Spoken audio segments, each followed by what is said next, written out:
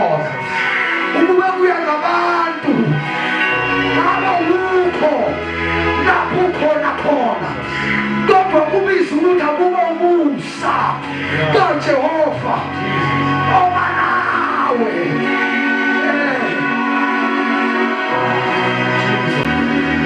Sizothi Ebenezer usithwale ngey'nqola zomlilo, usithwale ngey'nqola zakhe, wasifikisa lapho esikhona khona, wasigcina siphilile, wasigcina siphelele.